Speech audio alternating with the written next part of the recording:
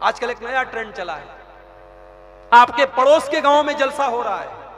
अब्दुल गफ्फार साहब बनारस से आ रहे हैं, आदिल साहब इटावा से आ रहे हैं, अब्दुल्ला सालिम साहब अररिया से आ रहे हैं। आपके गांव से 2 किलोमीटर दूर जलसा हो रहा है, आप कहते चलो यार मोबाइल पे लाइव देख लें। श्रीमद् भगवत गीता हिंदू मजहब की बड़ी मुकद्दस किताब है।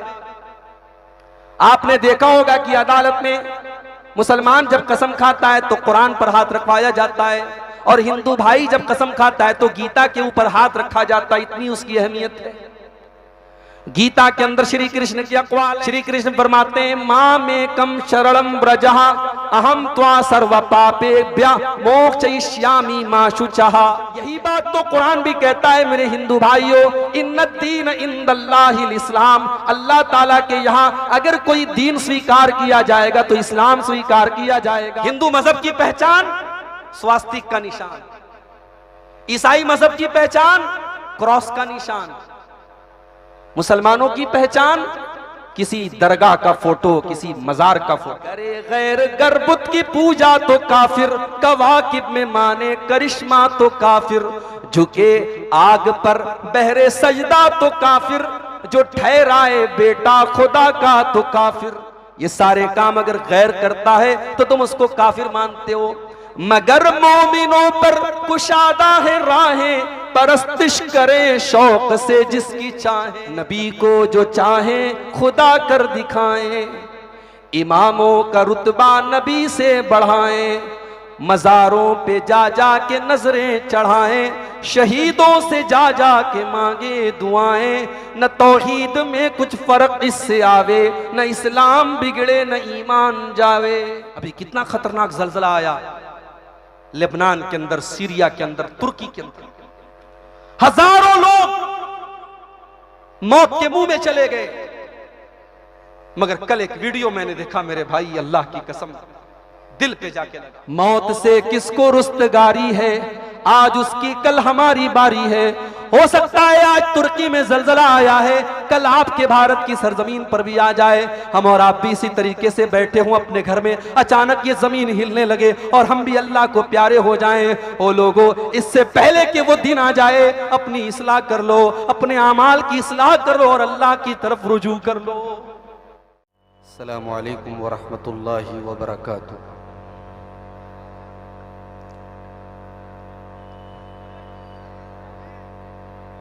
अल्हम्दुलिल्लाह नहमदुहु व नस्तईनुहु व नस्तगफिरुहु व नऊज़ु बिल्लाहि मिन शुरूरि अनफुसिना व मिन सय्यिआति अअमालिना। मन यहदिहिल्लाहु फला मुदिल्ल लहु वमन युद्लिल फला हादिय लहु।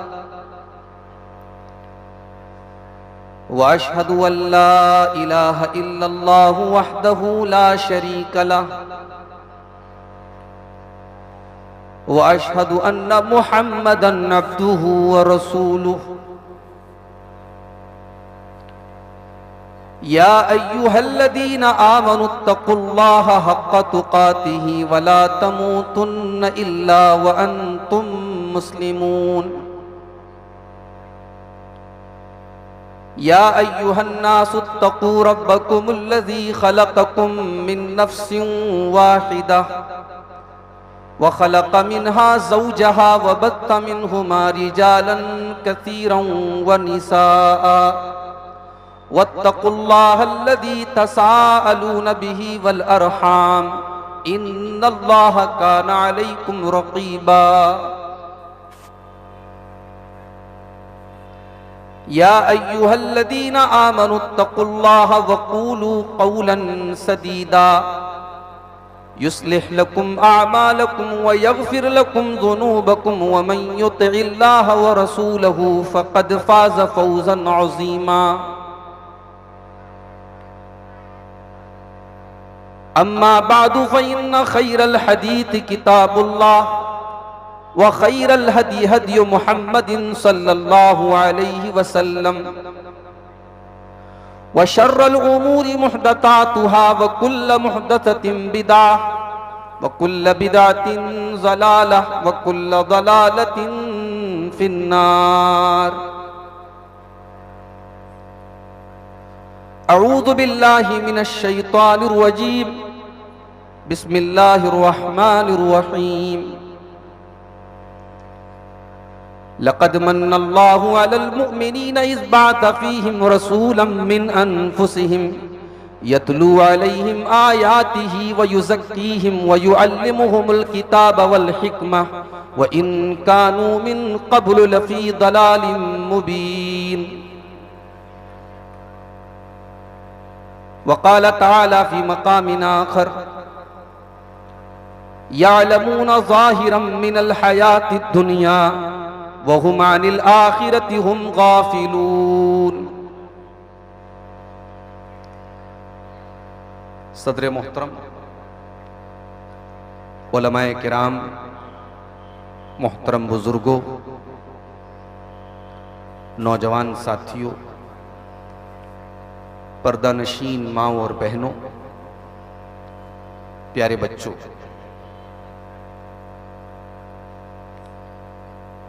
नेपाल बॉर्डर के करीब इस इलाके में इस अजीमुश्शान प्रोग्राम में जहां जमात के नुमाइंदा उलमाए किराम तशरीफ लाए हैं, मैं बड़ा खुशनसीब महसूस कर रहा हूं अपने आप को कि मुझे आपको आज इस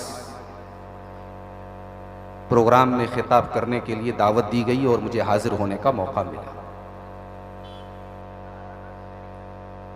रात के तकरीबन 1 बज रहे हैं, लेकिन माशाअल्लाह बड़े सुकून के साथ मर्द हजरात भी बैठे हुए हैं, ख़वातीन भी बैठी हैं। अल्लाह ताला आपके इस जज्बे को कबूल फरमाए, कहने सुनने से ज़्यादा अमल करने की तौफीक अता फरमाए, आमीन। मुझे बताया गया कुछ हमारे गैर मुस्लिम भाई भी आए हुए हैं। मुझे नहीं मालूम कि वो अभी इस मजलिस में हैं या जा चुके हैं। अगर बीच में मुनासिब महसूस हुआ तो कुछ अपने गैर मुस्लिम भाइयों के ताल्लुक से भी कुछ बातें आपके सामने रखने की कोशिश करूंगा इंशाअल्लाह। मुझे जो टॉपिक मिला है, जो उन्वान मिला है, जिस मौजू पर मुझे आपके सामने बात करनी है,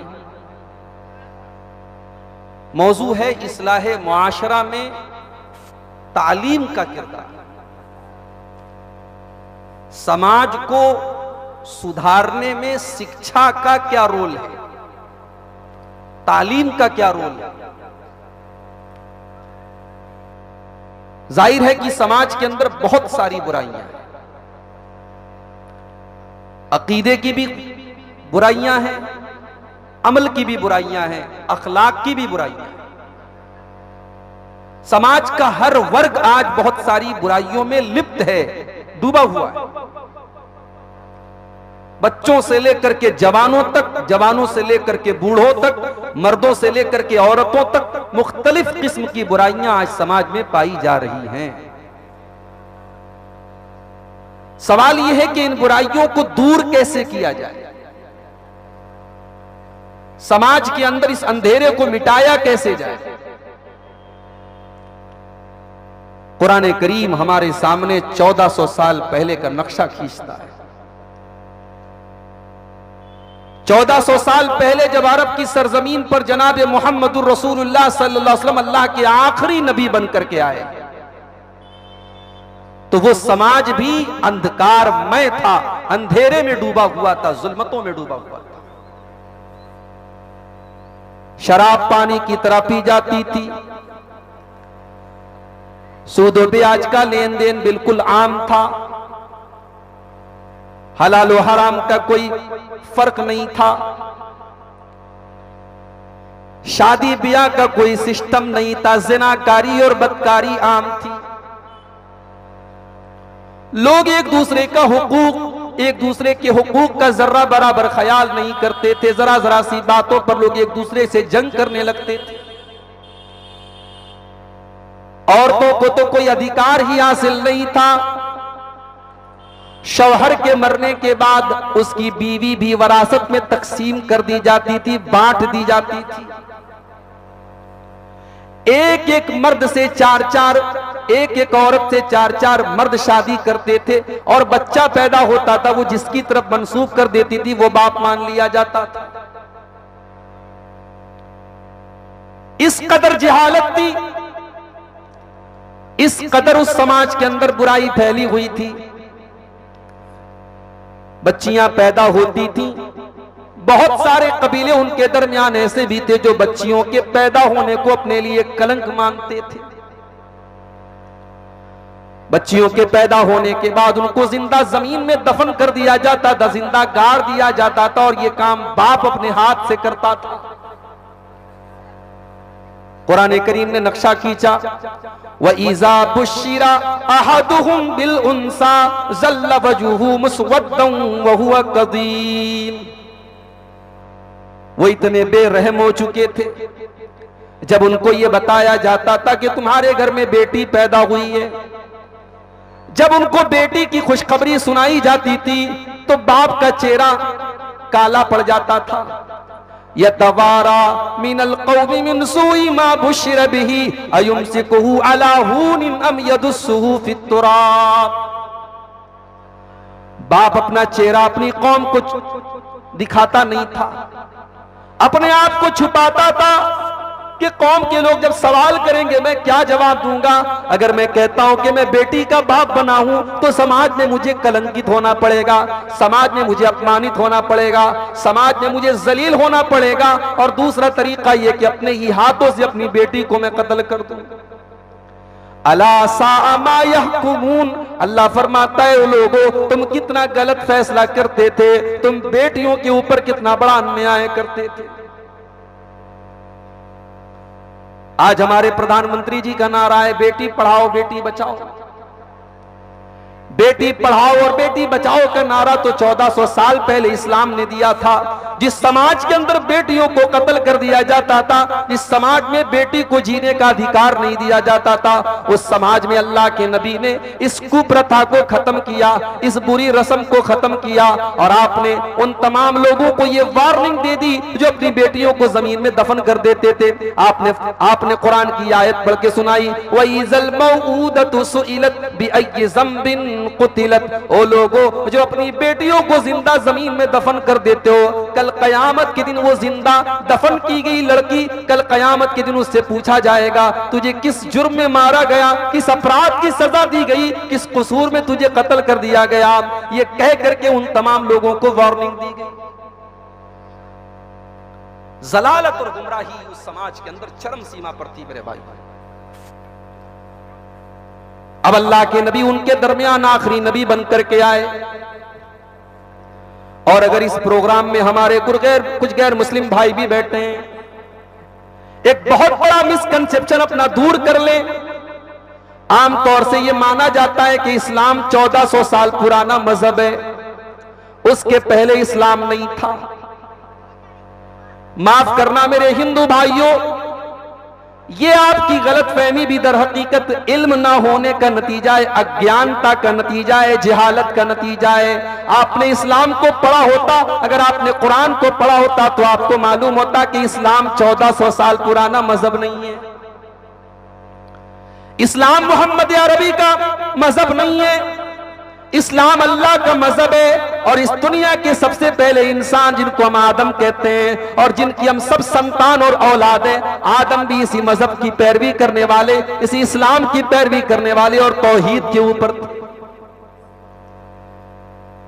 कुरान करीम में अल्लाह ताला फरमाता है, या अय्युहन नास इन्ना खलकनाकुम मिन ज़करिन व उन्सा व जअलनाकुम शुऊबन व क़बाइला लितआरफू। ऐ तमाम के तमाम मानव जाति, है मानव जाति, ऐ इंसानों की जमात, ऐ तमाम दुनिया भर के इंसानों, तुम्हारा धर्म कोई भी हो, तुम्हारा संप्रदाय कोई भी हो, तुम किसी भी धर्म से ताल्लुक रखते हो, याद रखो तुम एक माता पिता की, एक आदम की और एक हव्वा की औलाद हो। और तुम्हारे दरमियान की जो बिरादरियां हैं, ये जो खानदान है, ये जो कबीले, हमने इनको इसलिए बनाया ताकि तुम एक दूसरे को पहचान सको। इससे बढ़कर के मानवता और इससे बढ़कर के एकता का संदेश और क्या हो सकता है कि कुरान पूरी इंसानियत को, पूरी मानवता को एक परिवार करार देता है। मेरे आदम अलैहिस्सलाम का मजहब भी इस्लाम था। आदम अलैहिस्सलाम के बाद एक लंबा पीरियड ऐसा गुजरा जब दुनिया में कोई शिर्क नहीं करता था। कई हजार साल तक दुनिया में लोग तौहीद पढ़ते। फिर हजरत नूह अलैहिस्सलाम का जमाना आया, शैतान ने लोगों को गुमराह किया। लोग पत्थरों के, अपने नेक लोगों के मरने के बाद उनकी मूर्तियां बना करके उनकी पूजा करने लगे। अल्लाह को छोड़ करके उनके आगे सर झुकाने लगे, उनके आगे सजदा करने लगे। उनको अपना मुश्किल कुशा और अपना संकट, अपनी मुसीबतों को दूर करने वाला संकट मोचक समझने लगे। हजरत नूह अलैहिस्सलाम अल्लाह के पहले रसूल बनकर के आए। आदम अलैहिस्सलाम पहले नबी थे और हजरत नूह अलैहिस्सलाम दुनिया में पहले रसूल बनकर के आए और 950 साल तक इसी इस्लाम की तबलीग करते रहे। अल्लाह की और एक माबूद की और एक ईश्वर की लोगों को शिक्षा देते रहे, तालीम देते रहे। तो ये गलतफहमी पहले दूर कर लीजिए कि इस्लाम 1400 साल पुराना मज़हब, और इस्लाम के मानने वालों को बहुत सारे लोग मोहम्मडन बोलते हैं। हमारे मुसलमानों में भी कभी कभी लोग बोलते हैं मोहम्मडन, ये लफ्ज नहीं बोलना चाहिए। हम मुहम्मदुर रसूलुल्लाह का कलमा पढ़ते हैं, मगर इस्लाम ये सिर्फ मोहम्मदुर रसूलुल्लाह का दीन नहीं है। हम जितने मोहम्मडन हैं उतने ही हम मूसा अलैहिस्सलाम और ईसा अलैहिस्सलाम और इब्राहीम अलैहिस्सलाम और नूह अलैहिस्सलाम और सारे नबियों के हम मानने वाले। तो हमारा असल नाम मुस्लिम है, और आदम अलैहिस्सलाम भी मुस्लिम थे, नूह अलैहिस्सलाम भी मुस्लिम थे। हमारे हिंदू भाइयों के यहां भी बहुत सारी गलतफहमियां फैली हुई हैं। अगर आप अपने मजहब की किताबों का मुताला करते, अध्ययन करते, आपके दिल से जो नफरत की भावना है, जो गलतफहमी है, जो दुर्भावना है, वो खत्म हो जाएगी। आपके चारों वेदों के अंदर भी इसी एकेश्वरवाद की शिक्षा दी गई है, इसी तौहीद की तालीम दी गई है, और आपको यह कहा गया है कि आप एक अल्लाह की उपासना कीजिए। श्रीमद् भगवत गीता हिंदू मजहब की बड़ी मुकद्दस किताब है। आपने देखा होगा कि अदालत में मुसलमान जब कसम खाता है तो कुरान पर हाथ रखवाया जाता है, और हिंदू भाई जब कसम खाता है तो गीता के ऊपर हाथ रखा जाता है। इतनी उसकी अहमियत है। गीता के अंदर श्री कृष्ण के अक़वाल हैं। श्री कृष्ण क्या कहते हैं, वो भी गीता के अंदर तौहीद की तालीम देते हैं। श्री कृष्ण फरमाते हैं, मां में कम शरणम ब्रजः अहम त्वा सर्व पापेभ्यः मोक्षयिष्यामि मा शुचः। आ जाओ, सारे के सारे माबूदों को छोड़ करके एक अल्लाह की, एक ईश्वर की पनाह में आ जाओ। तुम कामयाब हो जाओगे, तुम्हारे सारे पाप मिट जाएंगे, सारे गुनाह मिट जाएंगे। यही बात तो कुरान भी कहता है मेरे हिंदू भाइयों, इन्नद्दीन इंदल्लाहिल इस्लाम। अल्लाह ताला के यहाँ अगर कोई दीन स्वीकार किया जाएगा तो इस्लाम स्वीकार किया जाएगा। अगर आपकी पेशानी अल्लाह के अलावा किसी और के आगे झुकी होगी, अगर आपने अल्लाह के अलावा किसी और को नफा नुकसान का मालिक माना होगा, तो आप अल्लाह के यहाँ माफी नहीं पा सकते। आपको जहन्नम में जाना होगा, और जन्नत में आप नहीं जा सकते, आप स्वर्ग में नहीं जा सकते।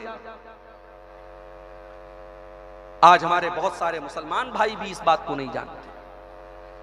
अफसोस के साथ कहना पड़ता है, हिंदू मजहब की पहचान स्वास्तिक का निशान, ईसाई मजहब की पहचान क्रॉस का निशान, मुसलमानों की पहचान किसी दरगाह का फोटो, किसी मजार का फोटो।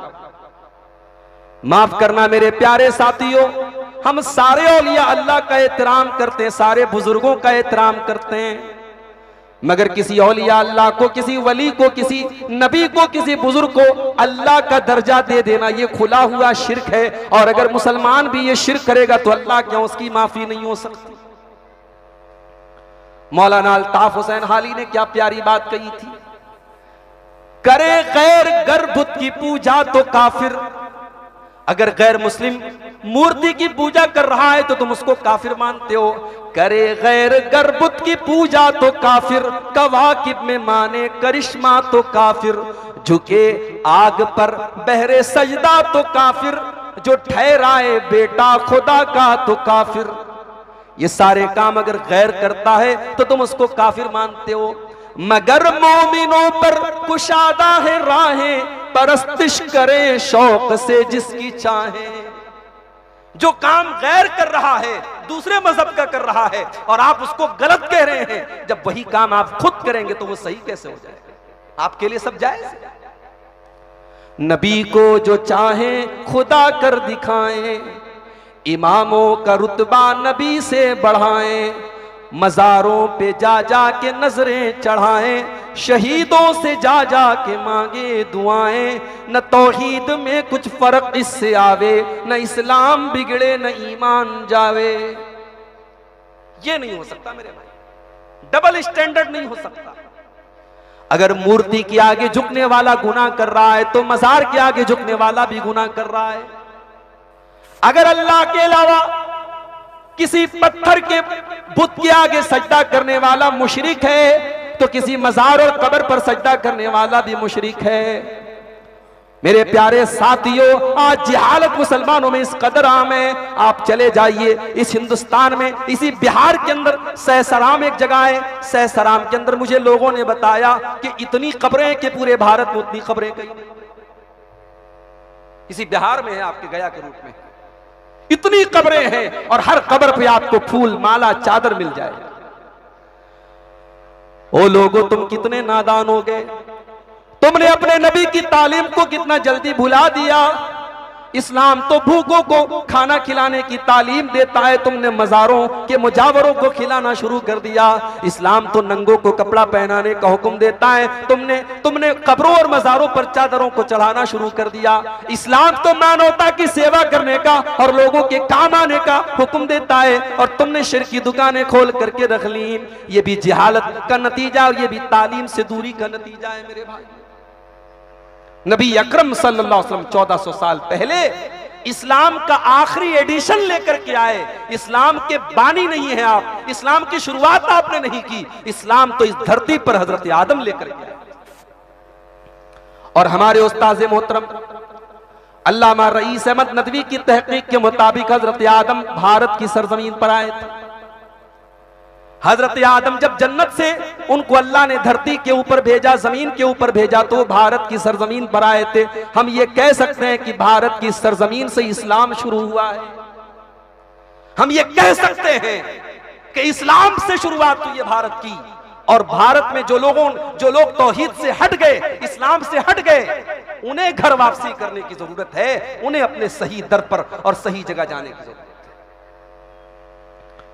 जब बच्चा मां के पेट से पैदा होता है वो भी मुसलमान ही पैदा होता है।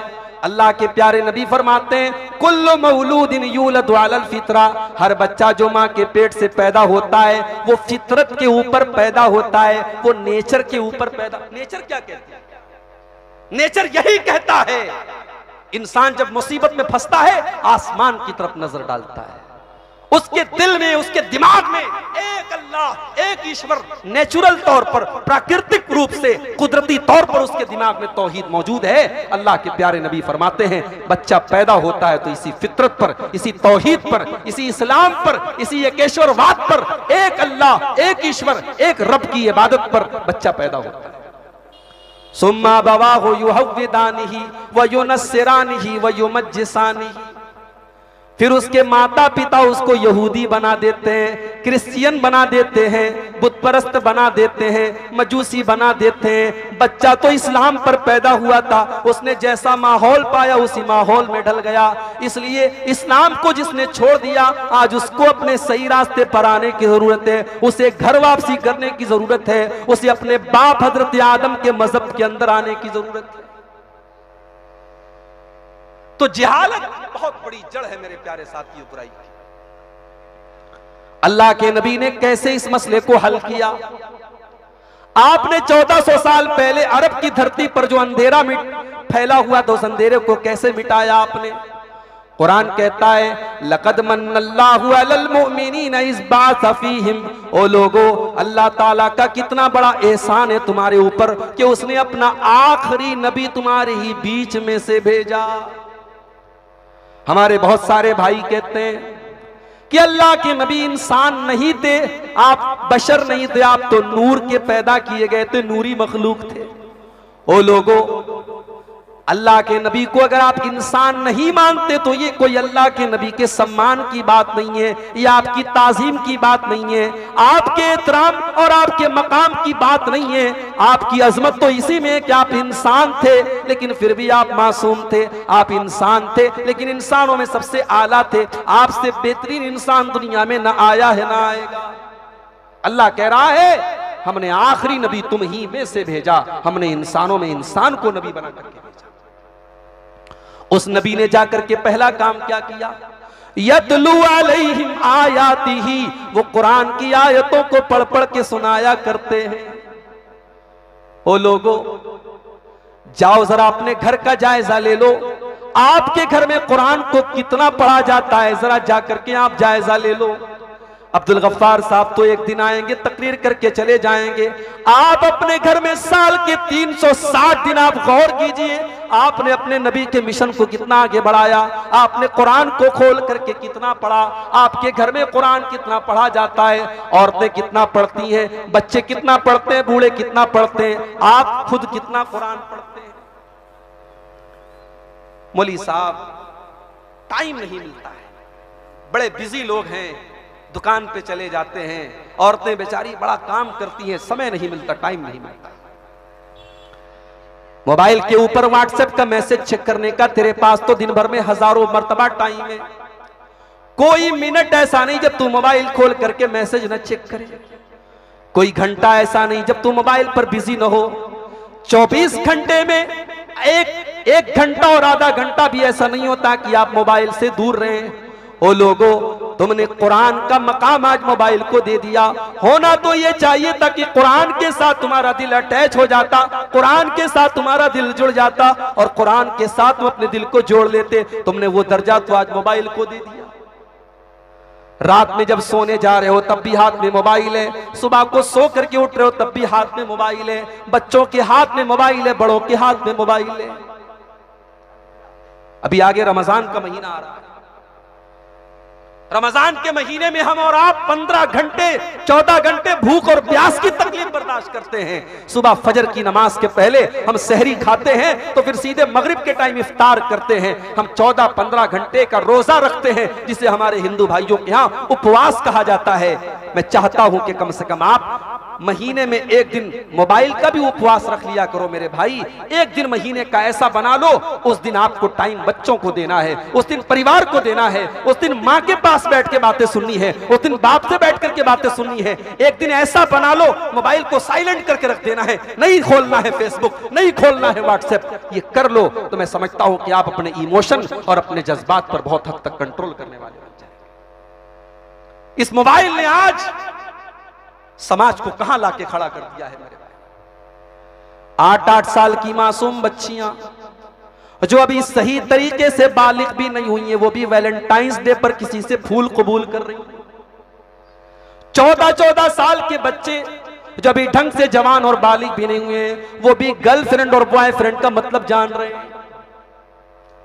3-3 साल के बच्चों के हाथ में आज हमने मोबाइल थमा दिया और YouTube खोल करके बच्चा देख रहा है। अब YouTube पर क्या क्या देख रहा है ये 24 घंटे आप नजर तो नहीं रख सकते। 4-4 साल के बच्चों को आज उनके जहन में क्या गंदगी भरी जा रही है आपको एहसास भी नहीं है मेरे भाई। और हालात तो ये हो गए, बच्चा दूध नहीं पी रहा है, माँ ने बच्चे के हाथ में मोबाइल थमा दिया, बच्चा मोबाइल देखने लगा, माँ ने शीशी उसके मुंह में डाल दी, बगैर मोबाइल देखे वो बेचारा दूध भी नहीं पी रहा है। बाप घर में आया, बच्चे शोर मचा रहे हैं, बाप ने फट से मोबाइल दे दिया।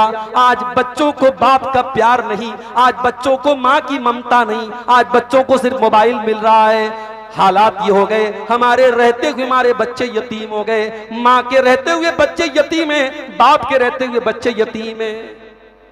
इससे बढ़ करके दुर्भाग्य क्या होगा, इससे बढ़कर के बदनसीबी क्या होगी कि आपके रहते हुए आपके बच्चे यतीम हो जाएं, बाप के रहते हुए बच्चों को बाप की मोहब्बत न मिले, मां के रहते हुए बच्चों को मां की ममता न मिले। अरबी का एक शायर कहता है, लैसल यतीमु मन इंतहा अबवाहु मिन हम्मिल हयाती व खल्लफाहु जलीला। अरे यतीम तो वो नहीं है जिसकी माँ का इंतकाल हो जाए, जिसके बाप का इंतकाल हो जाए। इन्नल यतीम हुवल्लज़ी तल्क़ा लहू उम्मन तखल्लत औ अबम मशगूला। अरे यतीम तो वो है जिसकी माँ के पास उसके लिए टाइम ना हो, जिसके बाप के पास उसके लिए समय ना हो, जिसके बाप के पास अपने बच्चों से बात करने के लिए टाइम ना हो और माँ के पास बच्चों की तरबियत करने के लिए टाइम ना हो। आज क्या तरबियत करेंगे? हालात ये हैं कि भारत से लेकर के नेपाल तक हजारों नहीं लाखों मुसलमान लड़कियां आज मुर्तद हो चुकी हैं, इस्लाम से दूर हो चुकी हैं। हजारों नौजवान ऐसे हैं जो अल्लाह को नहीं मानते, जो इस्लाम को नहीं मानते। मुसलमान घर में पैदा हुए, नाम है मोहम्मद, नाम है अब्दुल्ला, नाम है अब्दुर्रहमान, लेकिन कुरान से उनको कोई मतलब नहीं, इस्लाम से उनको कोई मतलब नहीं, अल्लाह का वो इनकार करते हैं। ये हालात क्यों है मेरे भाई? क्योंकि हमने अपने बच्चों को, अपनी बच्चियों को, हमने उनकी तालीम के लिए, उनकी शिक्षा के लिए हमने कोई इंतजाम नहीं। हमने अपने बच्चों को कॉन्वेंट स्कूलों में डाला, हमारा बच्चा फर्राटेदार अंग्रेजी बोल रहा है, हमारा बच्चा पूरे स्कूल को टॉप कर रहा है, मगर हमारा बच्चा अल्लाह के बारे में कुछ नहीं जानता, रसूल के बारे में कुछ नहीं जानता, नमाज के बारे में कुछ नहीं जानता। ओ लोगों, बड़े शौक से अपने बच्चों को तुम कॉन्वेंट में पढ़ाओ, बड़े शौक से तुम आला तालीम दिलाओ, मगर अपने बच्चों को अपने दीन की तालीम भी सिखाओ, उनको इस्लाम के बारे में भी बताओ, वरना कल आपके बच्चों को इस्लाम से जोड़ना मुश्किल हो जाएगा। आज हालात आप देखें क्या हो गए। बनारस का एक वाकया भी 1 महीना भी नहीं हो रहा है। मुसलमान घर की लड़की घर से पर्दे में और नकाब में, बुर्के में निकलती है। घर वाले तो बड़े बेफिक्र हैं कि चलो हमारी बच्ची कॉलेज जा रही है नकाब में। एक लड़के के साथ मोबाइल पर चैटिंग शुरू करती है। गैर मजहब का मानने वाला लड़का है, लड़की उससे चैटिंग शुरू करती है, बातचीत करती है, मुलाकात होने लगती है। लड़का उसे अपने जाल में फंसा लेता है और फिर वो लड़की उस गैर मुस्लिम लड़के के साथ निकाह कर लेती है, शादी कर लेती है उसके मजहब के मुताबिक। उसके मजहब में दाखिल हो जाती है, उसके धर्म के अंदर दाखिल हो जाती है और इस्लाम को त्याग देती है। क्या ये आपके लिए शर्म की बात नहीं है? हमारे और आपके लिए शर्म की बात नहीं है मेरे भाई? हम अपनी बेटियों को इस काबिल भी नहीं बना सके, उनको इस्लाम की अहमियत भी नहीं बता सके, उनको ईमान की अहमियत भी नहीं बता सके। अरे इस्लाम तो वो दौलत है, ये ईमान तो वो दौलत है, कल कयामत के दिन अल्लाह ताला हमको ऑफर करेगा। अल्लाह ने फरमाया कुरान के अंदर, इन्नल्लज़ीना कफरू व मातू व हुम कुफ्फारुन फलन युक़बला मिन अहदिहिम मिलउल अर्ज़ि ज़हबा। ओ लोगो, जो तौहीद के बगैर दुनिया से चले जाएंगे, जो इस्लाम के बिना दुनिया से जाएंगे, जो एक अल्लाह को मानने वाले नहीं होंगे, कल कयामत के दिन वो जमीन भर के सोना भी अगर लेके आ जाएं तब भी अल्लाह के अजाब से वो बच नहीं पाएंगे, वो जहन्नम के अजाब से बच नहीं पाएंगे। ये ईमान इतनी बड़ी दौलत है मेरे भाई। आप गरीब हैं, आप मजदूर हैं, आप ठेला चलाते हैं, आप रेडी पर सामान बेचते हैं, आप सूखी रोटी खाते हैं, आपका घर टूटा फूटा घर है, लेकिन अगर आपके पास ईमान है, आपके पास तौहीद है, आपका सर एक अल्लाह के आगे झुकता है, रब्बे काबा की कसम आपसे बड़ी दौलत किसी के पास नहीं है। आप उस अरबपति से बेहतर हैं, उस करोड़पति से बेहतर हैं, जिसके पास सब कुछ है मगर रब की तौहीद नहीं है, रब का ईमान नहीं है, इस्लाम नहीं। हम इतने बदनसीब हो गए, हम अपनी बेटियों को तौहीद की और इस्लाम की अहमियत भी नहीं बता सके मेरे भाइयों। अरे इस्लाम तो वो दौलत है जिसको पाने के लिए सुमैया रजी अल्लाह ताला अन्हा ने कितनी बेदर्दी से शहादत को कबूल कर लिया। अबू जहल ने सुमैया को उनके शौहर के सामने और उनके जवान बेटे के सामने नंगा कर दिया। हाय हाय, सोचो तो सही, एक माँ के लिए कितनी डूब मरने की बात है, कितनी गैरत की बात है, कितनी शर्म की बात है कि जवान बेटे के सामने एक माँ को नंगा कर दिया जाए। ओ सुमैया, तेरे इस्लाम का क्या कहना, तेरे ईमान का क्या कहना, तेरे इस्तिकामत का क्या कहना?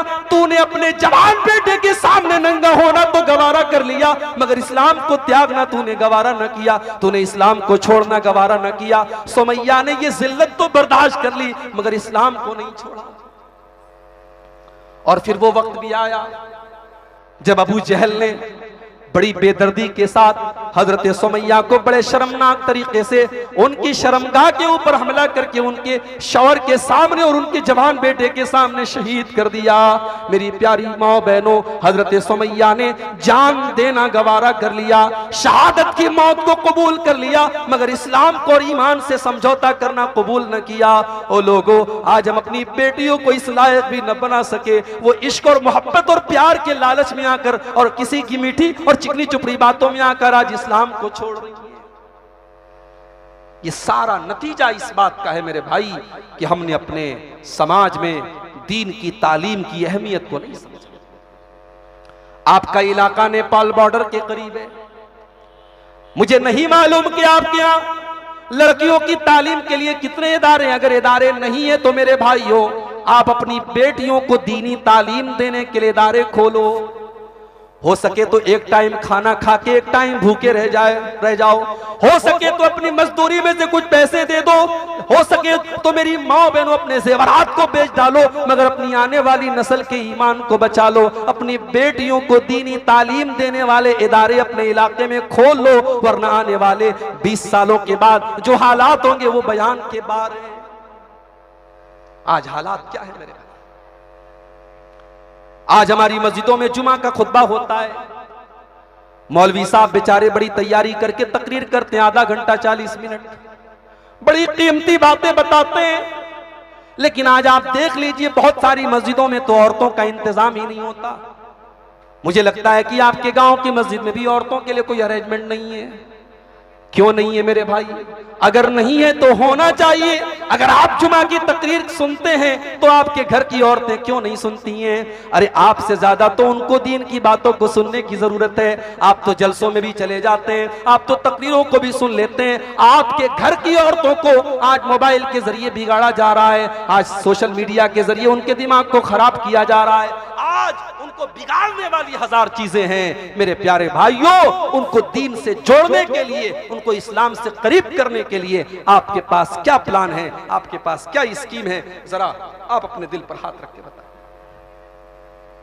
आपकी बेटी 18 साल की हो गई, मैं पूछता हूं कितना पढ़ा उसने? आप कहते हैं इंटर किया है, बीए किया है उसने। मैं पूछता हूं कि आपकी बेटी ने इस्लाम के बारे में कितना पढ़ा है? आप कहते हैं मौलवी साहब मेरी बेटी ने कुरान पढ़ा है। कुरान भी कैसे पढ़ा है? हाफिज जी घर में आते थे, रट्टू तोते की तरह उसने कुरान आपकी बेटी को पढ़ा दिया। आपकी बेटी ने कुरान तो पढ़ा है मगर कुरान की आयतों का कोई मतलब नहीं जानती। उसने कुरान तो पढ़ा है मगर कुरान में जो पर्दे की आयतें और जिन कुरान की आयतों में आपकी बेटी को यह पैगाम दिया गया था, या अय्युहन नबिय्यु कुल अज़वाजिका व बनातिका व निसाइल मोमिनीना युदनीना अलैहिन्ना मिन जलाबिबिहिन्ना ज़ालिका अदना अन युरफ़ना फला यूज़। आपकी बेटी ने कुरान के अंदर इस आयत को तो पढ़ा है मगर इस आयत का मतलब आपकी बेटी ने कभी जाना ही नहीं। कुरान कहता है ऐ नबी अपनी बीवियों से भी कह दो, अपनी बेटियों से भी कह दो और तमाम मुसलमान औरतों से कह दो, जब वो घर से निकले तो बेपर्दा होकर के न निकले। वो अपने ऊपर चादर डाल ले, वो अपने ऊपर घूंघट डाल ले, वो अपने ऊपर नकाब डाल ले, बुर्का डाल ले, वो चादर में और पर्दे में निकला करें ताकि दुनिया पहचान ले कि ये इज्जतदार घर की लड़कियां हैं, ये मुसलमान घर की लड़कियां हैं। आपकी जवान बेटी घर से बाहर निकल रही है, सज सवर करके निकल रही है, बेहतरीन कपड़े पहन करके निकल रही है, खुशबू लगा करके निकल रही है, मेकअप करके निकल रही है और आपको कोई फर्क नहीं पड़ता। और आप माशाअल्लाह बड़े पक्के कुरान और हदीस पर के मानने वाले हैं। मेरे भाइयों, शर्म आनी चाहिए हमें और आपको। अगर हमारे घर में बेगैरती और बेहयाई का काम हो रहा है और हमारे माथे पर कभी कोई बल नहीं पड़ रहा और हमें कोई फर्क नहीं पड़ रहा है, इसका मतलब यह हुआ कि हम बेगैरत हो चुके हैं, हम बेगैरत हो चुके हैं। और अल्लाह के नबी जनाबे मोहम्मद रसूलुल्लाह सल्लल्लाहु अलैहि वसल्लम फरमाते हैं कि 3 लोग ऐसे हैं जिनकी तरफ अल्लाह ताला कयामत के दिन देखेगा भी नहीं। 3 लोग ऐसे हैं अल्लाह ताला ना तो देखेगा, ना बात करेगा, ना उनको पाक और साफ करेगा। कौन कौन होंगे? आपने फरमाया अल आक़ुल वालिदैहि, अपने माँ बाप को सताने वाला, अपने माँ बाप को दुख देने वाला, अपने माँ बाप से रिश्ता काटने वाला, वल मरातुल मुतरज्जिला, और मर्दों की नकल करने वाली औरत, वद्दयूस, और वो बेगैरत मर्द, वो बेगैरत भाई, वो बेगैरत बाप, और वो बेगैरत शौहर जिसके घर में बेगैरती हो रही हो, बेपर्दगी हो रही हो, बेहयाई हो रही हो, और उसको कोई फर्क न पड़ रहा हो। समाज आज कहां जा चुका है? तो नबी का पहला काम क्या था? यतलू अलैहिम आयातिही, नबी का पहला काम यह था वो कुरान की आयतों को पढ़ पढ़ के सुनाते थे। आज हमने कुरान पढ़ने पढ़ाने वालों को कहां लाके खड़ा कर दिया? अंग्रेजी की ट्यूशन पढ़ाने वाला महीने का 50,000 कमा रहा है, साइंस पढ़ाने वाला 25,000 कमा रहा है, और कुरान पढ़ाने वाला मौलवी बेचारा 10,000 रुपए में कैसे कैसे गुजारा कर रहा है। लोग कहते हैं मौलवी के पैसे में बड़ी बरकत होती है। ओ लोगों, उसकी मजबूरी को बरकत का नाम न दो। वो जब मार्केट में निकलता है, सेब का मौसम आता है, वो सेब के ठेले के पास पहुंचता है और सेब वाला कहता है कि सेब का रेट 150 रुपया किलो है।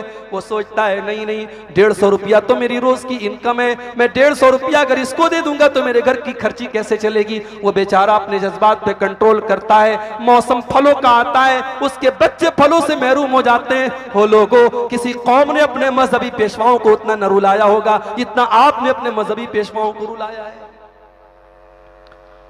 मस्जिद का इमाम आपने रखा, बड़े एहसान के साथ आप कहते हैं साहब हम तो अपनी मस्जिद के इमाम को 10,000 रुपये तनख्वाह देते हैं।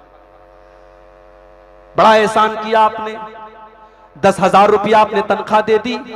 उस मौलवी के रहने के लिए आपने मस्जिद के अंदर छोटी सी कोठरी बनवा दी। इमाम साहब बेचारे आपके मधुबनी में आके इमामत करते हैं, उनका घर वहां पे पाकुड़ में है, झारखंड में, मिसाल दे रहा हूं। फैमिली उनकी उनसे सैकड़ों किलोमीटर दूर है। आपकी मस्जिद में आकर के वो इमामत कर रहे हैं, आपके घर में, आपके मोहल्ले में रह रहे हैं, 5 टाइम की नमाज पढ़ा रहे हैं, मगर अपनी बीवी को से वो दूर है। उनकी बीवी उनके जीते जी बेवा की जिंदगी गुजार रही है, उनके बच्चे उनके जीते जी यतीम की जिंदगी गुजार रहे हैं। ओ लोगों, ये कितनी बड़ी तकलीफ आप अपने इमामों को दे रहे हो। अगर आपको अपने परिवार के साथ रहने का अधिकार है, अगर आपको अपने बच्चों के साथ रहने का हक हासिल है, तो आपके मस्जिद के इमाम को जो 5 टाइम की नमाज आपको पढ़ाता है, जो आपका धर्म गुरु है, जो आपके मजहब का गुरु है, जो आपको कुरान पढ़ पढ़ के सुनाता है, क्या उसको यह अधिकार नहीं है कि वो अपनी पत्नी और अपने बच्चों को करके रहे? क्या उसकी बीवी को यह हक नहीं है कि वो अपने शौहर के साथ रहे? उसके बच्चों को यह हक नहीं कि अपने बाप के साथ रहे? हमने कुरान पढ़ने पढ़ाने वालों का क्या हाल किया मेरे भाई। स्कूलों में बच्चा पढ़ता है, माशाअल्लाह, टेबल भी लगाए, बेंच भी लगाए, कुर्सी भी लगाए, बच्चा अप टू डेट होके ड्रेस पहन करके जाता है, टाई वाई लगा के जाता है, माँ भी बहुत तैयार करके उसको भेजती है। मदरसे के ये बच्चे बेचारे घर बार छोड़ के मदरसे में कुरान और हदीस पढ़ने आते हैं। वो कैसा खाना खाते हैं, वो कैसे कमरे में बैठ करके पढ़ते हैं। कभी जा करके मदरसों की हालात आप देखिए। बिहार बंगाल के दौरे तो मैं बहुत करता हूँ, ऐसे ऐसे मदरसों को मैंने देखा है और वहां के हालात देख के मेरे भाइयों के देख करके आंखों में आंसू आ जाते हैं। 5,000 रुपए की तनख्वाह दी जाती है मौलवी साहब को, 5,000 रुपए की तनख्वाह। इस महंगाई के दौर में वो मौलवी बेचारा 5,000 में क्या करेगा? साल में जब रमजान का महीना आता है, वो मौलवी बेचारा पूरे हिंदुस्तान में घूम घूम करके चंदा करता है और फिर उस चंदे में से उसको उसकी तनख्वाह दी जाती है और बाकी चंदा वो मदरसे को देता है। इस तरीके से वो अपना पेट पालता है। आपने अपने मजहब के गुरु को और अपने धर्म गुरुओं को और अपने मजहब के रहनुमाओं को आपने भिखारी बना दिया है, अपने दर का भिखारी बना दिया है कि जब तक वो आपके दरवाजे पर आके भीख न मांगे तब तक आपकी रूह को सुकून नहीं मिलता, आपके दिल को सुकून नहीं। आपने समझा क्या है कुरान पढ़ने पढ़ाने? ये भिखारी है, ये क्या है? आपने कुरान पढ़ने पढ़ाने वालों को हकारत की नजर से देखा, आपने उनको जिल्लत की नजर से देखा। मगर आपको शायद पता नहीं है कि उनका दर्जा क्या है, उनका मकाम क्या है। अल्लाह के प्यारे नबी फरमाते हैं, खैरुकुम मन तअल्लमल कुरान व अल्लमहु, तुम में सबसे बेहतरीन इंसान वो है जो कुरान को पढ़ता है, पढ़ाता है, कुरान को सीखता है, सिखाता है, कुरान का इल्म हासिल करता है और दूसरों को कुरान पढ़ाता है। ये दर्जा अगर आपके समाज में किसी को हासिल है, उस मौलवी को हासिल है, उस हाफिज जी को हासिल है जो कुरान आप तक पहुंचा रहा है। और आज ये जो जलजले आ रहे हैं, ये जो मुसीबतें आ रही हैं, ये जो जालिम हुकूमतें मुसल्लतें क्यों हैं? कभी आपने गौर किया ये जलजले बार बार क्यों आ रहे हैं? ये भी कयामत की एक निशानी है मेरे प्यारे साथियों। जब दुनिया से उलमा चले जाएंगे, जब दुनिया से उलमा खत्म हो जाएंगे और उलमा की नाकदरी होने लगेगी और उलमा का मकाम दूसरों को दिया जाएगा, उसी दौर में कयामत के पहले जलजले बहुत ज्यादा आएंगे। एक हदीस आपको सुनाना चाहता हूं, सही बुखारी। अल्लाह के प्यारे नबी फरमाते, सही बुखारी की रिवायत है, ला तक़ूमुस्साअतु, क़यामत उस वक्त तक नहीं आएगी हत्ता युक़बज़ल इल्म, यहां तक के दुनिया से इल्म को उठा लिया जाएगा। माशाअल्लाह, इतना बड़ा गांव है, 40 के करीब घर है मुसलमानों के। जाओ सर्वे कर लो, 40 घर है मुसलमानों के, जाकर के सर्वे कर लो कि उन 40 घरों में कितने के घरों के बच्चे आज तालीम के मैदान में पढ़ाई कर रहे हैं। चलो दीन की न सही, दुनिया ही की तालीम कितने बच्चे हासिल कर रहे हैं? इल्म नहीं है। और दुनिया की जो कौम इल्म हासिल न करे वो कौम कभी तरक्की नहीं कर सकती मेरे भाई। जो कौम अपने बच्चों की तालीम पर पैसे न खर्च करे, जो कौम सिर्फ खाने पीने पर ध्यान दे, कहां मुर्गा मिल रहा है, कहां बकरा मिल रहा है, चले जाओ दरभंगा में मुसलमानों के इलाकों में, आपको कोचिंग सेंटर कम मिलेंगे, मदरसे और स्कूल कम मिलेंगे, कबाब और चिकन की दुकानें आपको ज्यादा मिलेंगी, खाने पकाने की दुकानें आपको ज्यादा मिलेंगी। मुसलमान के मोहल्ले की पहचान बेहतरीन गोश्त मिलेगा, बेहतरीन कीमा मिलेगा, बेहतरीन कबाब मिलेगा। यह आपकी कौम की पहचान हो चुकी है मेरे प्यारे साथियों। अल्लाह के नबी ने फरमाया, कयामत उस वक्त तक नहीं आएगी जब तक दुनिया से इल्म को उठा नहीं लिया जाएगा। आज कितने डॉक्टर हैं मुसलमानों के बीच में? आपके मधुबनी में, आपके दरभंगा में आपको हार्ट का अल्लाह ना करे कोई मसला आए, कितने हार्ट के स्पेशलिस्ट डॉक्टर मुसलमान हैं, जरा आप जाकर जायजा लीजिए। कितने साइंटिस्ट मुसलमान हैं। एक दौर दुनिया ने यह भी देखा था, जब हमने दुनिया को साइंस का इल्म हमने दिया था, जुग्राफिया का इल्म हमने दिया था, दुनिया हमारे मदरसों में आकर के तालीम हासिल करती थी। बगदाद मरकज था तालीम का, दमिश्क मरकज था तालीम का। मामून रशीद ने दुनिया की मुख्तलिफ किताबों के ट्रांसलेशन करवाए थे। इल्म हमारे पास था, नॉलेज हमारे पास थी, दुनिया हमसे तालीम हासिल करती थी। और आज हम इतने बेसहारा हो गए कि हम दूसरों से जाकर के रोशनी मांगने लगे और खुद हम अंधेरे में आ गए मेरे प्यारे साथी। अल्लाह के नबी फरमा रहे, कयामत उस वक्त तक नहीं आएगी जब तक इल्म नहीं उठा लिया जाएगा। और इल्म के उठाने का एक मतलब और भी है। इल्म के उठाने का एक मतलब यह भी है कि उलमा दुनिया से चले जाएंगे और उलमा की जगह जाहिलों को दे दी जाएगी।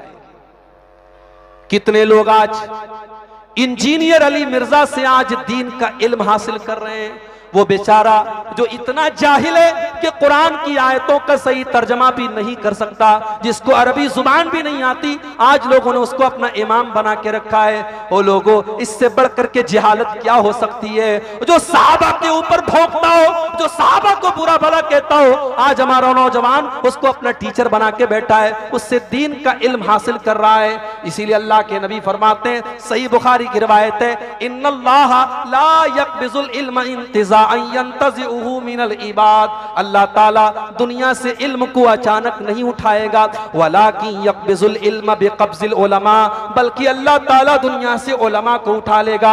हत्ता इज़ा लम युबक़ि आलिमन, यहां तक कि जब दुनिया से उलमा चले जाएंगे, इत्तख़ज़न नासु रुऊसन जुहाला, लोग जाहिलों को अपना मौलवी बना लेंगे, लोग जाहिलों को इमाम बना लेंगे, लोग जाहिलों को अपना सरदार बना लेंगे। फ़सुइलू फ़अफ़्तू, और जाहिलों से फतवा पूछा जाएगा, फ़ज़ल्लू व अज़ल्लू, और वो खुद भी गुमराह होंगे और दूसरों को भी गुमराह करेंगे। मौलाना अब्दुल कादिर साहब इस जलसे की निजामत कर रहे हैं।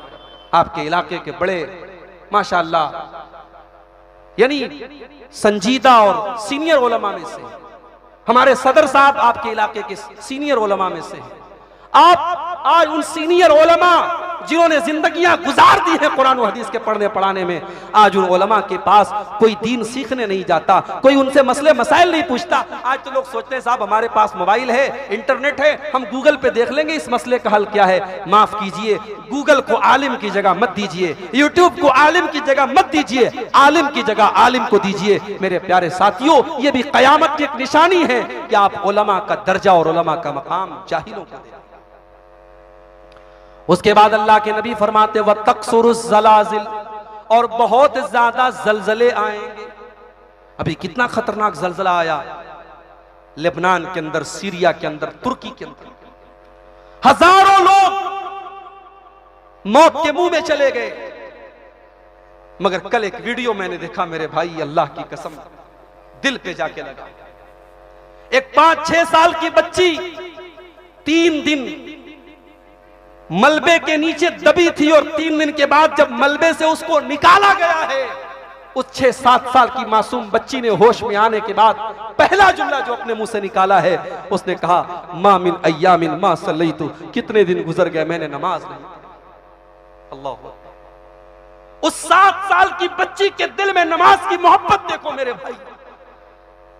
वो होश में आने के बाद पहला सवाल कर रही है, पहला जुमला कह रही है कितने दिन गुजर गए मैंने नमाज नहीं पढ़ी है। आज हम आराम से चैन से अपने घर में बैठे हैं, अपने बच्चों के साथ बैठे हैं, अपने परिवार के साथ बैठे हैं, हमारे बदन में ताकत है, हमारे जिस्म के अंदर ताकत है, मगर हम एक टाइम की नमाज नहीं पढ़ते हैं। सोचो मेरे भाई, अगर ये तुर्की के अंदर जलजला आया है तो आप कौन से दूध के धुले हैं, और आप कौन से आपने जो है तीर मार लिया है, कौन से 30 मार खान है कि आपके ऊपर जो है जलजले नहीं आ सकते।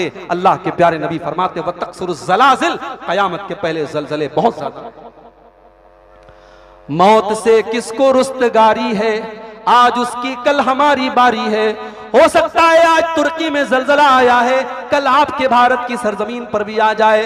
हम और आप भी इसी तरीके से बैठे हों अपने घर में, अचानक ये जमीन हिलने लगे और हम भी अल्लाह को प्यारे हो जाएं। ओ लोगों, इससे पहले कि वो दिन आ जाए, अपनी इस्लाह कर लो, अपने आमाल की इस्लाह कर लो और अल्लाह की तरफ रुजू कर लो। और जानते हो ये जो जलजला आया, जलजले के वीडियोस अभी भी आ रहे हैं इंटरनेट पर, आप देखिए। लोग होटलों में बैठकर के आराम से खाना खा रहे थे, जलजला आया, पूरा होटल दरहम बरहम हो गया, लोग अपनी जान बचा के भागे।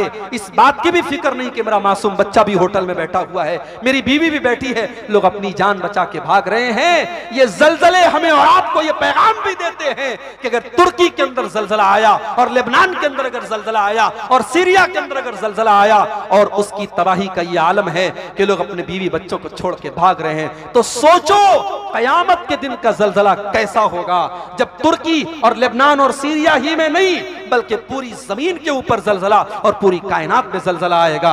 इज़ा ज़ुलज़िलतिल अर्ज़ु ज़िलज़ालहा व अख़रजतिल अर्ज़ु अस्क़ालहा व क़ालल इंसानु मा लहा। ओ लोगो, जब पूरी जमीन को हिला दिया जाएगा और जमीन अपने अंदर के सारे बोझ को निकाल देगी और इंसान कहेगा कि इस जमीन को क्या हो गया है। यौमइज़िन तुहद्दिसु अख़बारहा, उस दिन जमीन बताएगी कि जमीन के ऊपर कौन कौन सा अमल किया गया था। आजकल एक नया ट्रेंड चला है, आपके पड़ोस के गांव में जलसा हो रहा है।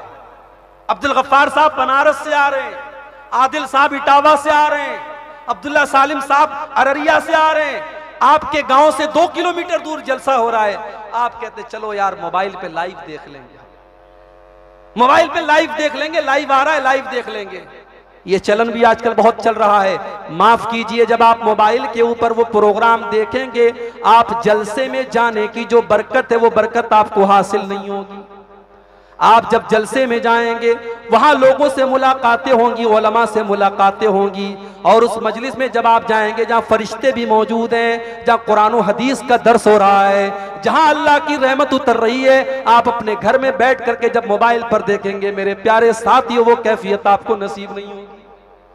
और जब कल कयामत का दिन आएगा, आपके इस गांव की सरजमीन बोलेगी, ये इलाका बोलेगा, अल्लाह फला तारीख को इस इलाके में जलसा हुआ था। अय अल्लाह, उलमा ने कुरान और हदीस की बातों को बयान किया था। अय अल्लाह, तेरे इन बंदों ने यहाँ पर बैठ करके कुरान की आयतों को सुना था, हदीसों को सुना था, तेरे दीन की बातों को सुना था। अय अल्लाह, वहां से अपने अमल और ईमान की इस्लाह करने के जज्बे से लोग आए थे। मेरे प्यारे साथियों, यौमइज़िन तुहद्दिसु अख़बारहा, जमीन बोलेगी आपने जमीन के ऊपर कौन कौन सा काम किया है। गलत काम किया है तो भी जमीन बोलेगी, अच्छा काम किया है तो भी जमीन बोलेगी। वक़ालल इंसानु मा लहा, और इंसान कहेगा इस जमीन को क्या हो गया है, ये जमीन क्यों हमारी पोल खोल रही है, ये जमीन क्यों हमारे करतूत बयान कर रही है। अल्लाह फरमाता है वक़ालल इंसानु मा लहा यौमइज़िन तुहद्दिसु अख़बारहा बिअन्न रब्बका औहा लहा, जमीन अल्लाह के हुक्म से तुम्हारी पोल खोलेगी, तुम्हारे करतूत बताएगी। एक मामूली सा जलजला आज इंसान को उसकी औकात याद दिला देता है और बताता है कि ऐ इंसान, तू अपनी ताकत पर घमंड करता है। अरे तेरी ताकत क्या है, तुझसे बड़े बड़े ताकत वाले दुनिया में आए और मिट गए। कौमे आद, कौमे समूद लंबे चौड़े तड़ंगे होते थे, पहाड़ों को काट काट करके मकान बनाते थे और कहते थे हमसे ताकतवर कौन है। अल्लाह ने पटक पटक के उनको मार दिया, इतनी बुरी मौत मरे कि सड़े हुए खजूर के तनों की तरह उनकी डेड बॉडी पड़ी थी। तुम्हारी औकात क्या है, तुम चांद पर पहुंच गए, तुमने आसमानों की सैर करनी शुरू की तो तुम्हें लगा कि तुम सबसे पावरफुल बन गए। अरे अल्लाह का पावर देखो, अल्लाह ने जमीन को जरा सा झटका दिया और हजारों लोग मौत के मुंह में चले गए। ये अल्लाह का पावर है, ये अल्लाह की ताकत है। और जब कयामत के दिन का जलजला आएगा तो सोचो उस दिन तुम्हारा क्या होगा। या अय्युहन्नासु तक़ू रब्बकुम इन्न ज़लज़लतस्साअति शैउन अज़ीम, ओ लोगों अपने परवरदिगार से डरो, कयामत के दिन का जलजला बड़ा खतरनाक होगा। यौम तरौनहा तज़हलु कुल्लु मुर्ज़ियतिन अम्मा अर्ज़अत, उस दिन तुम देखोगे कि दूध पिलाने वाली माँ भी अपने बच्चे को छोड़ करके भागेगी। दुनिया में सब कुछ हो जाए लेकिन माँ अपने बच्चे को छोड़ के नहीं भागती। माँ से ज्यादा प्यार अपने बच्चे से कोई नहीं कर सकता। और बच्चा अगर दूध पीता बच्चा हो तो बच्चा माँ के बगैर नहीं रह सकता, माँ बच्चे के बगैर नहीं रह सकती। अल्लाह ने नक्शा भी खींचा तो क्या नक्शा खींचा, यौम तरौनहा तज़हलु कुल्लु मुर्ज़ियतिन अम्मा अर्ज़अत, दूध पिलाने वाली माँ भी अपने बच्चे को छोड़ करके भाग जाएगी। वतज़उ कुल्लु ज़ाति हम्लिन हम्लहा, और प्रेग्नेंट औरतों के, गर्भवती औरतों के, हमल वाली औरतों के हमल मारे डर के उनके साकित हो जाएंगे। इतना डर होगा, इतना भय होगा, इतनी दहशत होगी कि उनके हमल खत्म हो जाएंगे, साकित हो जाएंगे। वतरन्नास सुकारा वमा हुम बिसुकारा, और लोगों के चेहरे पर इतना डर होगा, ऐसा लग रहा होगा कि लोग नशे की हालत में, वलाकिन्ना अज़ाबल्लाहि शदीद, लेकिन कोई नशा नहीं किया होगा। आज तो नशा कर रहा है ना हमारा नौजवान। एक साहब कहने लगे मौलवी साहब नेपाल का बड़ा बुरा हाल है। मैंने कहा क्या? कहने लगे शराब और शबाब, ये दो चीजें तबाह किए हुए हमारे नौजवान। आप तो नेपाल बॉर्डर के करीब हैं, बिहार में हैं, मुख्यमंत्री का ऐलान है, हुकूमत का ऐलान है, शराब पर पाबंदी है, मगर बताने वालों ने बताया कि शराब की पाबंदी के बावजूद बड़ी तादाद में शराब पी जा रही है, टेबल के नीचे से सब ले दे करके काम चल रहा है। मेरे प्यारे नौजवान साथियों, शराब बंदी की ये स्कीम जो बिहार गवर्नमेंट ने निकाली है, अल्लाह की पनाह, ये गवर्नमेंट की स्कीम नहीं है, ये आपके नबी का प्लान है। ये 1400 साल पहले कुरान का ऐलान है। शराबबंदी का ऐलान तो कुरान ने किया था। जब सूरह माइदा की आयत नाजिल होती है, इन्नमल खम्रु वल मैसिरु वल अंसाब वल अज़लामु रिज्सुम मिन अमलिश शैतानी फज्तनिबू, ऐ ईमान वालो, ये शराब और जुआ ये गंदी चीज है, ये शैतान का काम है, से दूर रहो, तुम तभी कामयाब हो सकते हो। जब कुरान की ये आयत नाजिल होती है, मदीना के अंदर शराब उसके पहले तक जायज थी, शराब लोग पिया करते थे, दस्तरखान के ऊपर पानी के साथ साथ शराब भी रखा करते थे। लेकिन जब कुरान की आयत नाजिल होती है, सारे के सारे सहाबा अपने अपने घरों से शराब फेंक देते हैं, शराब के प्याले और शराब के बर्तन फेंक देते हैं। मदीना की गलियों में शराब की नदियां बहने लगती हैं। ओ लोगों, अल्लाह के नबी की तालीम का असर देखो, देखो और अल्लाह के डर का असर देखो, अल्लाह के खौफ का असर देखो। कोई एडवर्टीजमेंट नहीं किया गया, कोई प्रचार नहीं किया गया, कोई लाउड स्पीकर से ऐलान नहीं किया गया, बस कुरान की एक आयत को पढ़ के सुना दिया गया और सहाबा ने उसी वक्त शराब को छोड़ दिया। आज तो गुटखा खाने वाला हमारा नौजवान जब शेखर गुटखा जाके खरीदता है तो शेखर गुटखा के ऊपर लिखा रहता है, खतरनाक तस्वीर बनी रहती है कैंसर की, और लिखा रहता है कि tobacco is injurious to your health, ये तंबाकू आपकी सेहत के लिए नुकसानदेह है, आपके जिस्म के लिए नुकसानदेह है, कैंसर का सबब बन सकता है, सब कुछ लिखा है। हुकूमत प्रचार भी करवा रही है, बता भी रही है और हुकूमत उसका लाइसेंस भी दे रही है और वो सामान बिक भी रहा है और हमारा नौजवान उसको खा भी रहा है। मेरे प्यारे साथियों, ये तमाम चीजें प्रचार और एडवर्टीजमेंट से खत्म नहीं होती हैं जब तक अल्लाह का डर न पैदा हो, जब तक दिल में यह एहसास न पैदा हो कि हमें अल्लाह के सामने खड़े होना है, तब तक इंसान बुराई से नहीं बच सकता है। अल्लाह के नबी साहबा के साथ बैठे हुए एक औरत आती है, अय अल्लाह के नबी इन्नी ज़नी, तो मैंने ज़िना किया है, ताहिरनी या रसूल अल्लाह, अय अल्लाह के नबी मैंने ज़िना किया है, मैं शादीशुदा औरत हूँ, मैं शादीशुदा औरत हूँ, मैंने ज़िना किया है, मुझे आप ज़िना की सज़ा दे दीजिए, मुझे पाक कर दीजिए, मैं दुनिया में ज़िना की सज़ा झेल लूँ ताकि आखिरत में मुझे जहन्नम का अजाब ना झेलना पड़े। अय अल्लाह के नबी मुझे सज़ा दे दीजिए। आज तो मुजरिम अदालत में पैसा देकर के छूट जाता है, जो बेकसूर होता है वो जेल में होता है, बेकसूर लोगों को जेल के अंदर पहुंचा दिया जाता है और जो कसूरवार होते हैं वो खुलेआम घूमते रहते हैं। कभी जज से सेटिंग कर लेते हैं, कभी वकील से सेटिंग कर लेते हैं, कभी किसी से सेटिंग कर लेते हैं। मेरे प्यारे साथियों, आप गौर कीजिए, जब अल्लाह का डर पैदा होता है तो अपराधी खुद चल के आता है और अदालत में आकर के अपना अपराध स्वीकार करता है। वो औरत कहती है, अल्लाह के नबी मैंने जिना किया है, मुझे सजा दे दीजिए। अल्लाह के प्यारे नबी ने नजरअंदाज करने की कोशिश की। आपने फरमाया, जाओ यहां से, क्या बोल रही हो? उसने कहा, अल्लाह के नबी मैं प्रूफ के साथ आई हूं, मैं सबूत के साथ आई हूं, मैंने जिना किया है और उसका सबूत भी मेरे पेट में है। आए अल्लाह के नबी, कोई और रास्ता नहीं है, मैं शादीशुदा हूं और मुझे पता है कि इस्लाम के अंदर जिना की सजा सजाए मौत है। अय अल्लाह के नबी, मुझे वो सजा दे दीजिए, मुझे पाक कर दीजिए, मैं पाक होने के लिए आई हूं। अल्लाह के नबी ने फरमाया कि ठीक है, तुम्हें सजा दी जाएगी, मगर इसमें बच्चे का कोई कसूर नहीं है। जाओ, हम तुम्हें 9 महीने की छूट दे रहे हैं, जब बच्चे का जन्म हो जाए तब तुम आना, हम तब तुम्हें सजा देंगे। ओ लोगों, जरा सोचो तो सही, अदालत मुजरिम को मौका दे रही है भाग जाने का, फरार होने का। औरत चली जाती है, अल्लाह के नबी के ज़हन से बात उतर चुकी है, सहाबा के दिमाग से बात उतर चुकी है। 9 महीने गुजर जाते हैं, डिलीवरी होती है, बच्चा पैदा होता है, औरत अपने बच्चे को हाथ में लेकर के आती है। 9 महीने के बाद बच्चे को गोद में लेकर के आती है। अय अल्लाह के नबी, मैं वही औरत हूँ जो 9 महीने पहले आपके पास आई थी। अय अल्लाह के नबी, इन्नी कद ज़नैतु फतहिरनी, अय अल्लाह के नबी मैंने जिना किया है, मुझे सजाए मौत दे दीजिए, मुझे रज्म की सजा दे दीजिए। सोचो मेरे भाई, कौन सी ताकत है जो मुजरिम को बार बार, इसके बावजूद कि उसे पता है मुझे सजा मिल जाएगी, उसे कौन सी चीज अदालत में लेके आ। अल्लाह के नबी ने फरमाया कि अभी बच्चा बहुत छोटा है, मां के दूध के बगैर ये नहीं रह पाएगा। जब बच्चे के दूध छोड़ने का टाइम आ जाए, जब बच्चा रोटी खाने लगे, जब दूध छोड़ दे, तब तुम मेरे पास आना। आपने 2 साल का टाइम और दे दिया उस औरत को, 2 साल का टाइम आपने और दे दिया उस औरत को।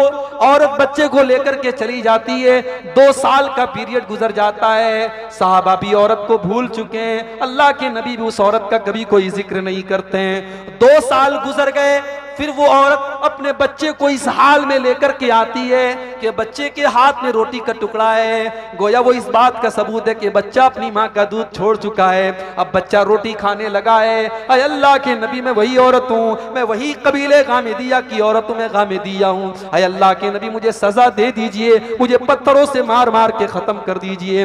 नबी अकरम ने बच्चा एक मुसलमान के हवाले किया, जमीन के अंदर गड्ढा खोदा गया।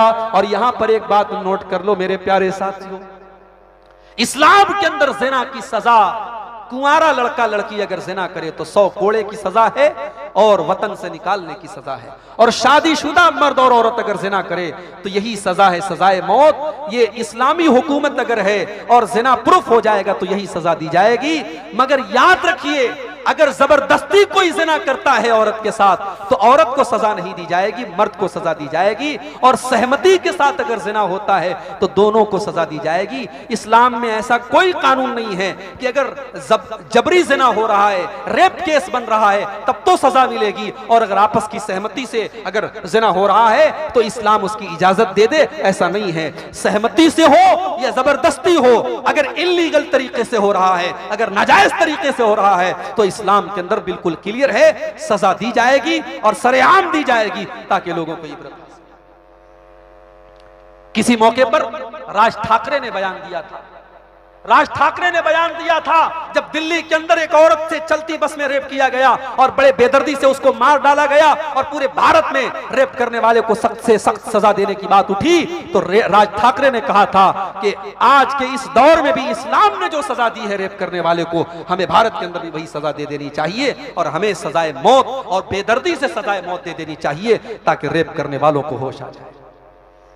मगर याद रखिए, जितना बड़ा गुनाह रेप करने वालों का है उतना ही बड़ा गुनाह बगैर शादी किए नाजायज तरीके से होटलों में जाकर के मिलने वालों का भी है। वैलेंटाइंस डे पर एक दूसरे के साथ गुलछर्रे उड़ाने वालों का भी है। उनका गुनाह कम नहीं है और इस्लाम में उनकी सजा भी वही है। अगर शादीशुदा है तो सजाए मौत और कुंवारा है तो 100 कोड़े की सजा है। नबी अकरम ने गड्ढा खोदने का हुक्म दिया, जमीन में गड्ढा खोदा गया, औरत का आधा धड़ जमीन के अंदर डाला गया।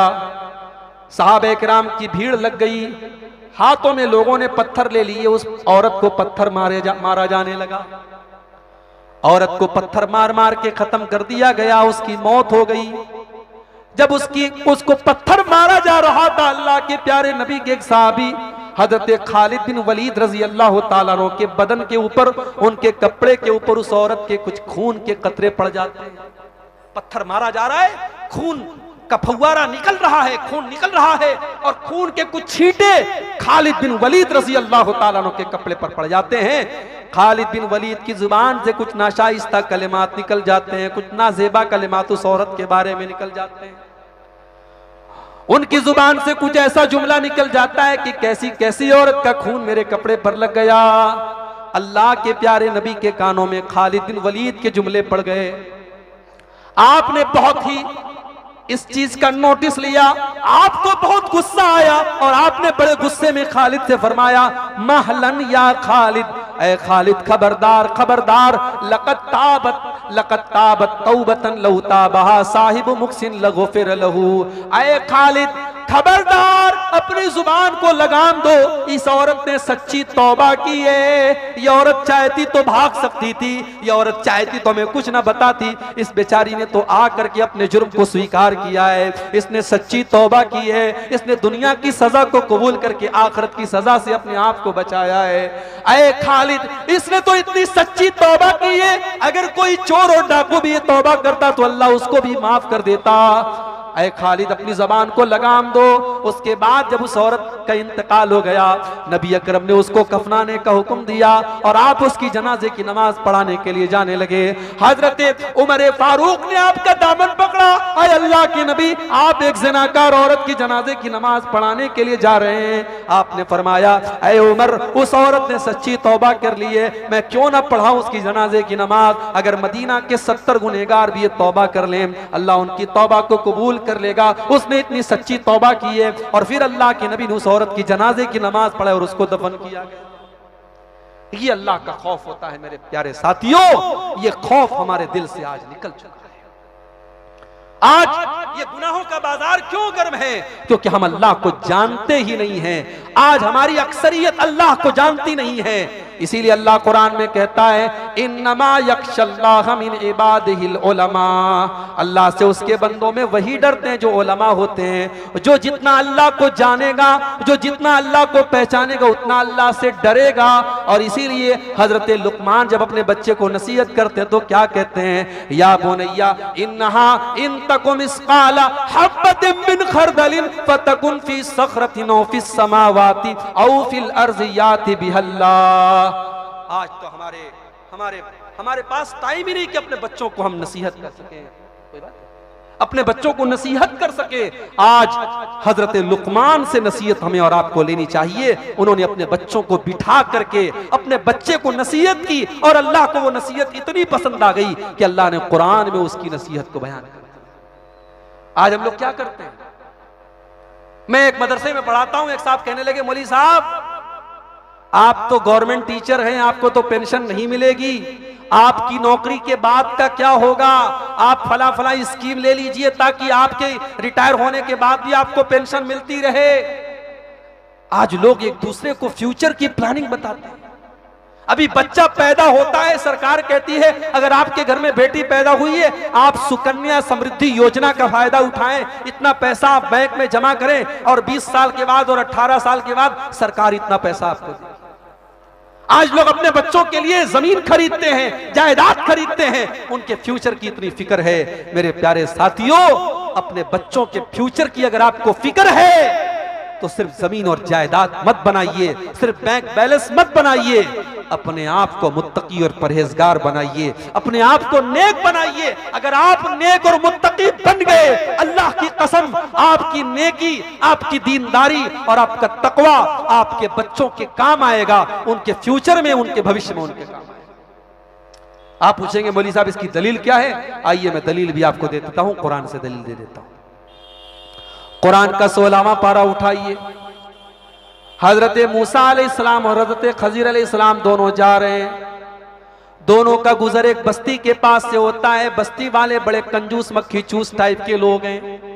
हजरत मूसा और हजरत खजीर दोनों भूखे और प्यासे हैं, दोनों खाना मांगते हैं। दोनों अल्लाह के नबी हैं, नेक बंदे हैं अल्लाह के, मगर गांव वाले इतने बड़े कंजूस हैं कि उन दोनों नबियों को भी खाना नहीं खिलाते।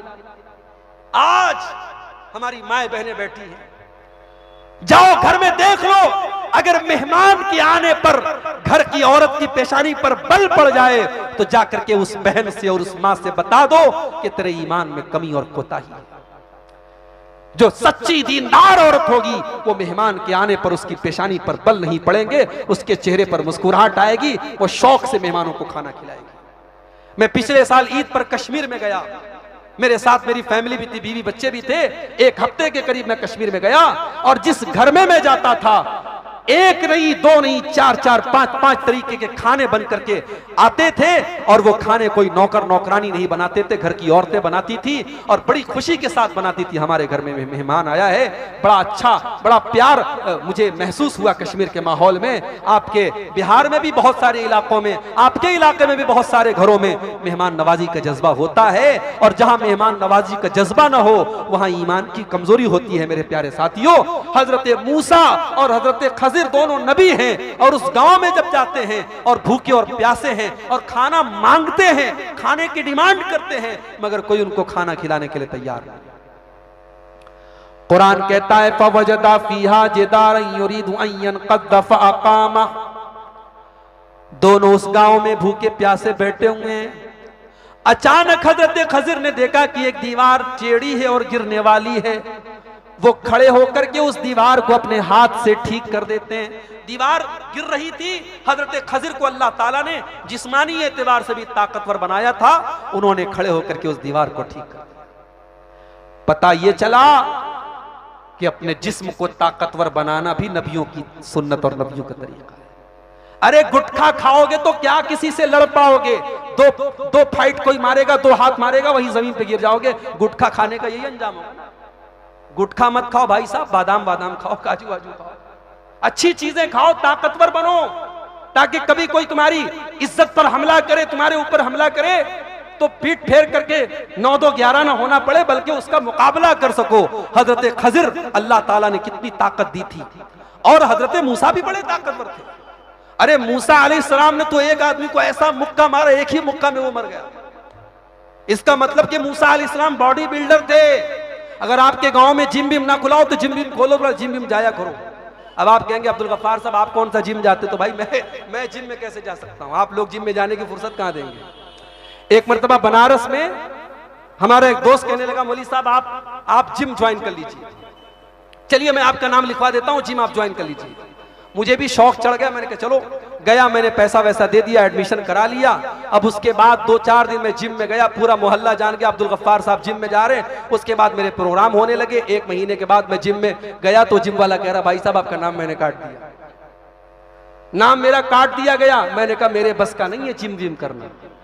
लेकिन मेरे नौजवान साथियों, आपके पास अगर टाइम है, पैसा है, तो अल्लाह के वास्ते ये नशे के ऊपर, ये फजूल चीजों के ऊपर, हराम चीजों के ऊपर, नाजायज चीजों पर अपना पैसा मत खर्च करो, अपने जिस्म के ऊपर पैसा खर्च करो। बाज लोगों को देखता हूं अल्लाह ने बड़ा पैसा दिया है, ढंग के कपड़े नहीं पहनते। अरे अगर अल्लाह ने पैसा दिया है अपनी जात पर भी खर्च कर अल्लाह के बंदे।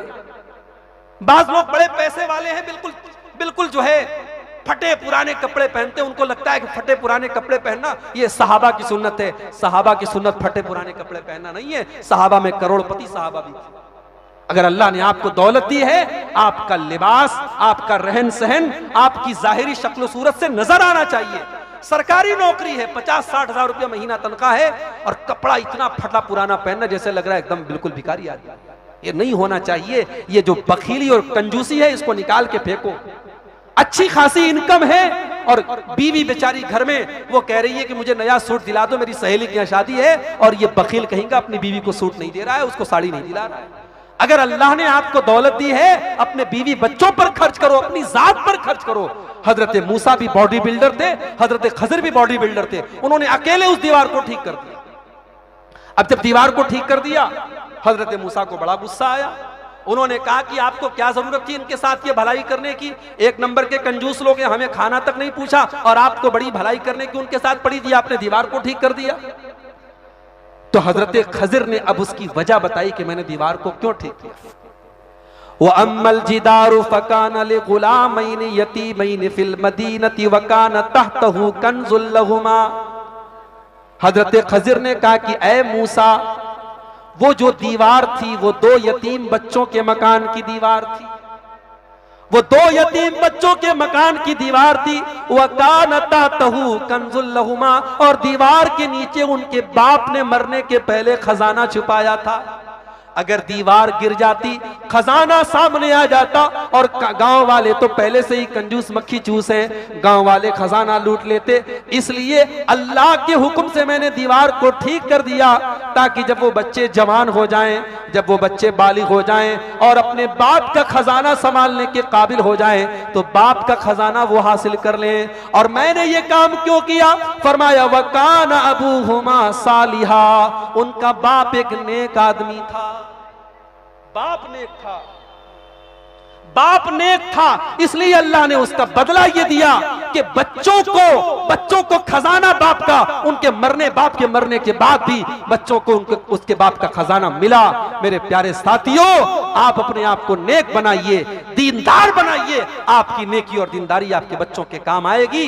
हजरत अब्दुल्लाह बिन मसूद रजी अल्लाह तआला अन्हु रात में तहज्जुद की नमाज पढ़ रहे थे और इसी आयत को पढ़ पढ़ के रो रहे थे। उनका छोटा मासूम बच्चा सो रहा था, और जब तहज्जुद की नमाज का सलाम फेरते हैं हजरत अब्दुल्लाह बिन मसूद, तो अपने बच्चे से कहते हैं मिन अजलिका या बुनैया, मिन अजलिका या बुनैया, ऐ मेरे बच्चे, तेरा बाप रात में उठ करके तहज्जुद पढ़ रहा है तेरे लिए, तेरी भलाई के लिए, तेरे भविष्य के लिए, तेरे फ्यूचर के लिए। मेरे भाइयों, अपने बच्चों का भविष्य बनाना है, फ्यूचर बनाना है, उनकी सही तालीम का इंतजाम करो, उनकी तरबियत का इंतजाम करो, अपनी बच्चियों को पर्दा सिखाओ, अपने घर की औरतों को हया सिखाओ, और जब शादी के लिए रिश्ता देखो, अपनी लड़की के लिए, अपने लड़का के लिए, तो दीनदारी देखो।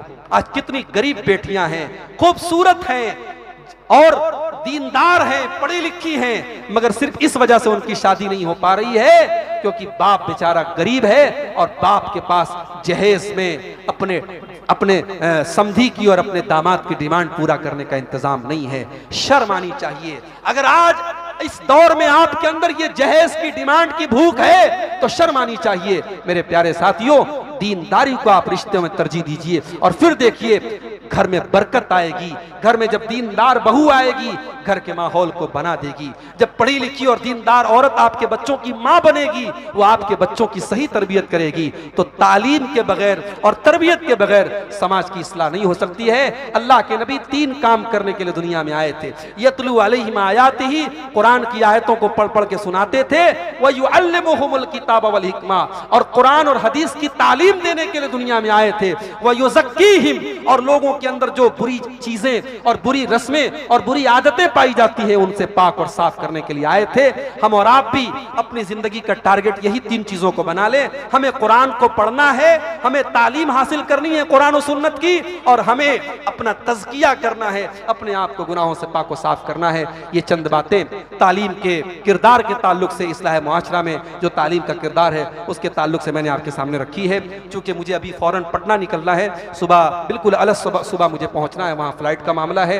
मैं अब माजरत चाहता हूँ आपसे, वक्त जो है तकरीबन मेरा हो चुका है। मैं अल्लाह से दुआ करता हूँ रब्बुल आलमीन हम सबको जो बातें बयान की गई, अभी प्रोग्राम चलेगा हमारे बाद शेख आदिल रियाजी साहब इटावा से आए हैं, नौजवान खतीब हैं माशाअल्लाह, बहुत हमारे जमात के होनहार उभरते हुए खतीब हैं। इंशाअल्लाह आप उनका खिताब भी समात फरमाएं, और जब तक प्रोग्राम खत्म ना हो जाए तब तक आप सुकून और वकार के साथ बैठे रहें। अल्लाह से दुआ है रब्बुल आलमीन हमें जो बातें बयान की गई हैं, कहने वालों को, सुनने वालों को, सबको अमल की तौफीक अता फरमाए।